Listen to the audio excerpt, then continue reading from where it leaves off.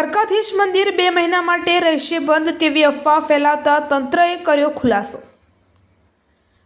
મંદિર બંધ રહેવાની અફવા બાબતે જિલ્લા કલેક્ટર શ્રી જીટી પંડ્યાએ કર્યો ખુલાસો। તંત્ર દ્વારા આવી કોઈ જાહેરાત કરાઈ નથી। 2 મહિના સુધી મંદિર બંધ રહેશે તે અફવા છે। આવી અફવાથી લોકોને દૂર રહેવા કલેક્ટર શ્રી પંડ્યાએ કર્યું આહવાન। મંદિર હર હંમેશ માટે તેમના નિત્યક્રમ મુજબ ખુલ્લું જ રહેશે। તમામ લોકો આરામથી દર્શન કરી શકે છે તે માટે તંત્ર દ્વારા વધુ સુઘડ વ્યવસ્થા કરી રહ્યું છે।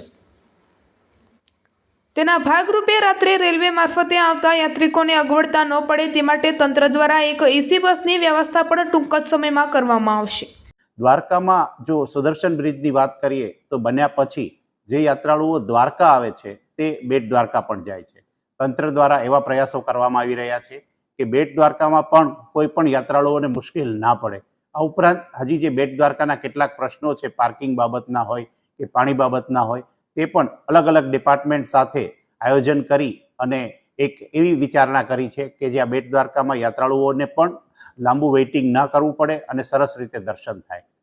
હમણાં એક ચિંતન શિબિરમાં પણ પ્રશ્ન આવેલો હતો કે જે આપણે ટ્રેન આવે છે રાત્રે, એના લીધે યાત્રાળુઓને પછી મુશ્કેલી પડે છે, ઘણી વખત ભાડું બી વધારે આપવું પડે છે।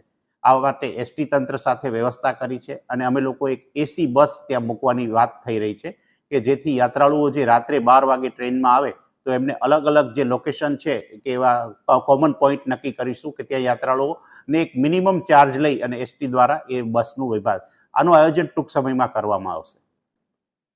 નો ડાઉટ કોરિડોરનું એક પ્લાનિંગ થઈ રહ્યું છે, પરંતુ જગત મંદિરને ક્યારેય પણ બંધ કરવાની એવી કોઈ પણ તંત્ર દ્વારા વિચારેલું નથી। આ બાબતે માત્ર અફવા છે। મંદિર ક્યારેય પણ બંધ નહીં રહે, મંદિર સતત ખુલ્લું રહેશે અને મંદિરમાં જે સમયાંતરે બંધ થાય છે, મતલબ કે વચ્ચે 1 થી 5 જે બંધ હોય છે, વચ્ચે જ્યારે ભગવાનના ઠાકોરજીને થાળ ધરાવતા હોય કે એમને તૈયાર કરાવવાના હોય કે સ્નાન વિધિ હોય, એ જે પીરિયડ છે એમાં મંદિર જે બંધ રહે છે। બાકી યાત્રાળુઓ માટે, સ્થાનિક લોકો માટે મંદિરના દર્શન સદાય ખુલ્લા રહેશે।